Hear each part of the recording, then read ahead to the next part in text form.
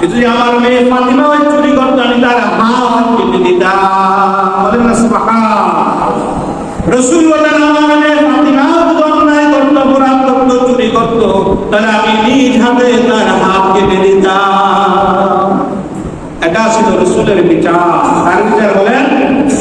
রাসূলের বিচার ছিল এই। আর আমাদের দেশের সমাজের বিচার, যিনি বড় তার বিচার হয় না, কি হয়?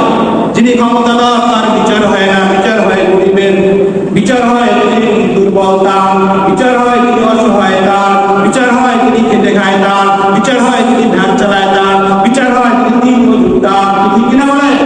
এটা ঠিক কিনা? আর যিনি বড় তাপস্যালী মানুষ অপরাধ করলো এই সমাজে তার বিচার করা হয় না। হয় কথা বলেন, হয় না? তো হয় না রে বাবা, এটা বাস্তব।